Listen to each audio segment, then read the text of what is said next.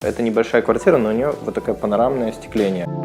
Нельзя делать абсолютно все белое. Фишкой здесь в ванной стала именно душевая кабина. Она имеет панорамное стекло с двух сторон. Еще вот здесь висит одежда, а вот здесь уже находится холодильник. Не самый очевидный момент, куда уходят деньги, это корпусная мебель. Интересно, что снимает обзор, мы абсолютно случайно нашли у клиентки. Привет всем! Мы архитекторы из Robim Architects, и сегодня вам расскажем про наш новый проект. Это современная квартира в стиле минимализм.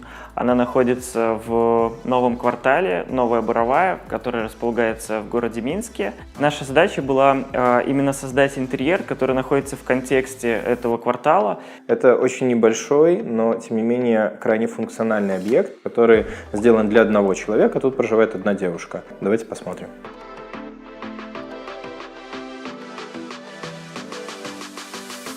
Это небольшая квартира, но у нее вот такое панорамное остекление. Так как у нас в Минске очень мало солнечных дней, в основном это пасмурная погода, то мы стремились сделать интерьер абсолютно белого цвета, чтобы эти белые стены отражали свет, внутрь пространства объект казался больше, чем он есть на самом деле. Второй момент — это то, что за окном у нас очень визуально насыщенная среда, то есть это какие-то вот яркие такие дома и очень насыщенное благоустройство. Поэтому объект должен был быть минималистичным, чтобы вот этот фон как бы заиграл внутри интерьера. То есть, условно говоря, это как вот такое окно в город.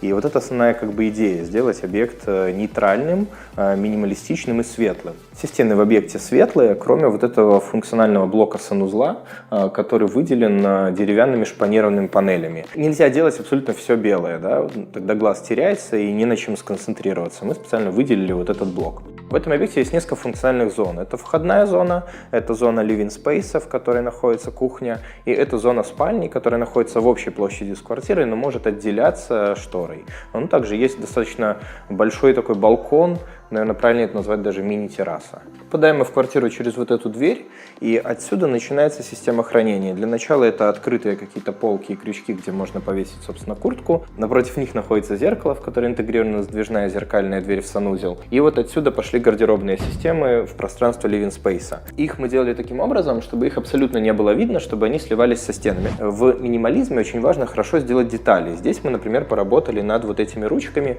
которые сделаны из металла, конкретно по нашим эскизам, и они уникального как бы дизайна. На самом деле это системы хранения, в которых вот наша клиентка, она как бы хранит всю свою одежду фактически, да, то есть такая система гардеробных шкафов, в которых все продумано. Они проектировались индивидуально под нужды клиента. И, в общем-то, каждая полочка и каждый выдвижной ящик здесь обсуждался на этапе проектирования. То есть это такая вот, скажем, индивидуальная система. Для нас очень важно было сделать как бы перетекание мебели таким образом, чтобы не было не то, что видно самой мебели, но не было понятно, что это за мебель. То есть если у нас вот эти шкафы сливаются практически в единую стену и выделяются только ручки контрастом, то кухня у нас, в общем-то, совсем не выглядит как кухня. И это важно, потому что она находится в общей жилой среде.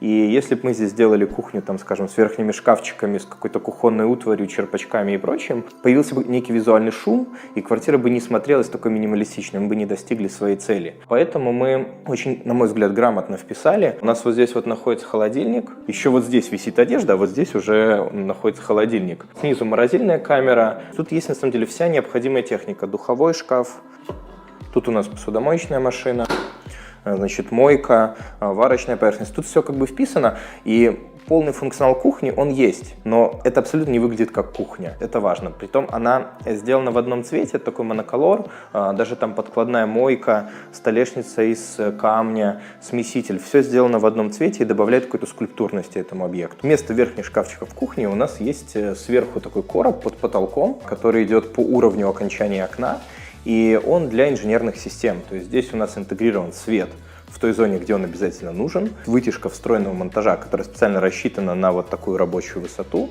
И здесь у нас есть система кондиционирования, которая обязательно нужна в квартире с такими окнами, особенно если квартира выходит на южную сторону. Тут у нас применен канальный кондиционер с очень на мой взгляд, эстетичной решеткой, в которой всего 2 щели, снизу вот здесь вот лючок для его обслуживания, ну и, собственно, подвесные светильники в барной зоне создают уют. Стол, он на самом деле выдвижной, можно его выдвинуть, поставить в любую часть квартиры, он используется и как рабочее место для клиента, потому что у нее есть хобби, она много шьет. Мы его планировали специально, чтобы ей удобно было заниматься кройкой и шитьем. Также это может быть и как какая-то дополнительная столешница, когда приходят гости.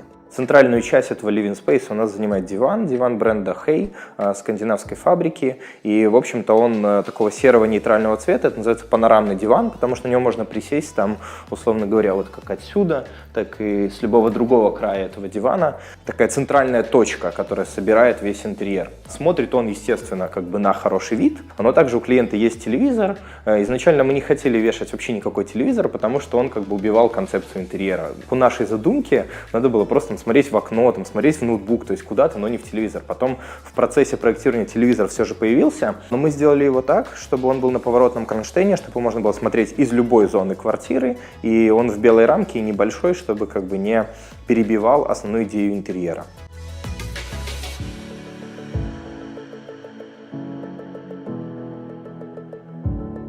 Следующая зона – это зона спальни. Сейчас наша клиентка живет одна, поэтому и отгораживать эту часть в отдельную как бы комнату нету смысла. Но если в будущем это понадобится, тут есть такой вот карниз, где предусмотрено все для шторы, которая могла бы сдвигаться и закрываться, если будет такая необходимость. Светильник, он там спроектирован нами. Одна его часть имеет декоративную подсветку, вторая часть функционально используется для того, чтобы почитать книгу. То есть это вот такой направленный свет. И одна из фишек этой квартиры, то что из спальной зоны мы можем видеть ванную комнату, и вот это вот стекло, которое разделяет душевую зону и спальное место. Таким образом мы сделали как бы переход, мы не отгородили эти два пространства какой-то капитальной стеной, а связали их при помощи стекла в душевой. Наша клиентка, когда она принимает душ, она может смотреть в окно. Это, на мой взгляд, хорошее решение. В то же время, если здесь находится 2 человека, то можно закрыть эту душевую зону, не создавая какого-то дискомфорта. Ну и как мы видим, здесь у нас находятся системы гардеробные. На самом деле мы стремились сделать все максимально функционально и продуманно, использовать каждый сантиметр этой площади. То есть тут у нас есть специальные для гладильной доски, вырезы под каждый элемент, мы продумывали полочки, то есть тут все очень персонализировано. Высота кровати была специально нами рассчитана с учетом необходимости размещения тут системы хранения. То есть мы, понимая, что там будут лежать вещи определенных габаритов, и понимая высоту матраса, рассчитывали кровать. Вот так вот она поднимается, и вот здесь вот лежат, собственно, те вещи, которые мы обсуждали с клиентом, что они здесь и будут лежать.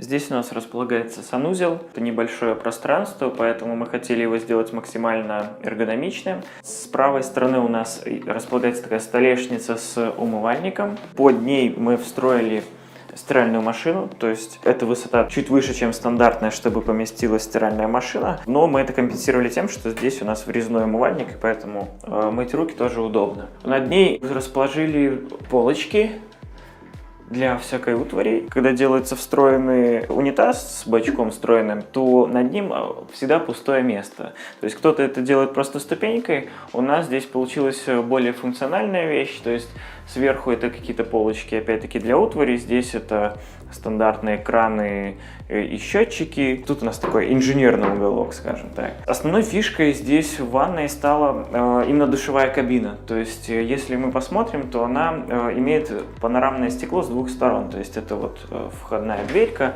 и за ней это стекло, которое ведет прямо в спальню и выходит на улицу. А что нам это дает? Во-первых, это естественный свет в санузле. Это всегда классно, это всегда кайфово. Это интересно смотрится как планировочное решение.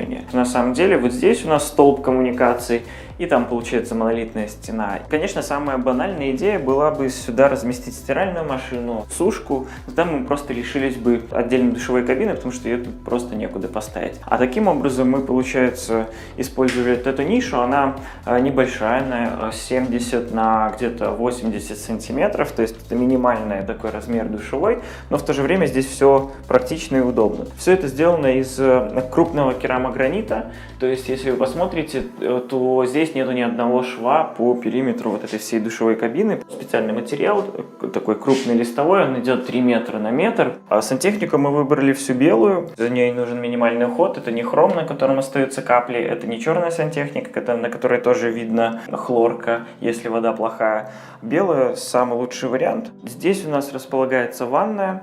Под ванной просто скрытый лючок для обслуживания. Над ним полотенцесушитель. С ним были такие сложности, что нужно было вести коммуникации вот с этого угла сюда, поэтому мы поставили такой насос, чтобы он дополнительно грел этот полотенцесушитель, но именно здесь его расположение максимально эффективное, потому что он имеет большую поверхность, то есть можно развесить какие-то широкие полотенца и удобно их сушить. Съемная сушка, которая опускается, на нее можно повесить все разное белье и поднять наверх, чтобы оно там все хранилось. Поскольку здесь нету самой душевой, то это решение такое максимально практичным является для нашего санузла. Квартира небольшая, поэтому важно было каждый сантиметр обыграть. И чтобы это не выглядело как какое-то скопление шкафов, мы все вот эти решения мы делали скрытыми, минималистичный дизайн, и в то же время он абсолютно функциональный, потому что все задействовано.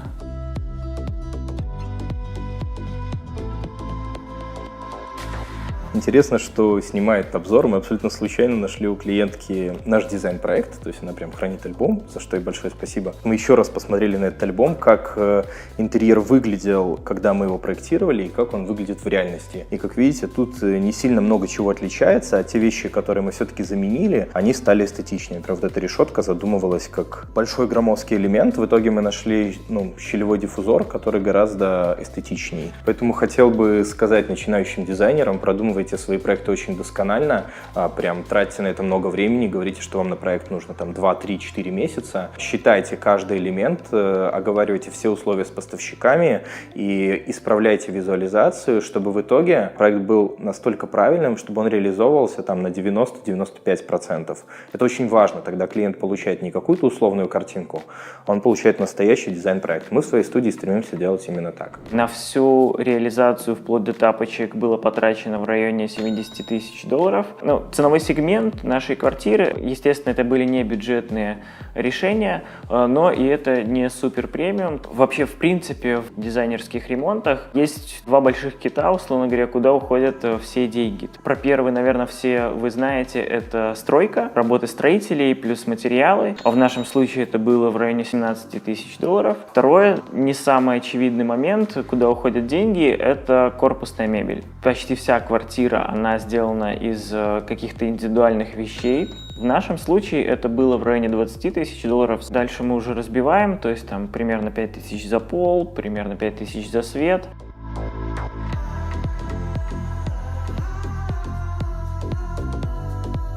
Мы спрашивали как клиенту в жизни, она очень порадовалась, что все оказалось очень практичным, очень удобным. Мы рады, что нам удалось создать не только красивую картинку, но и комфортное для жизни пространство.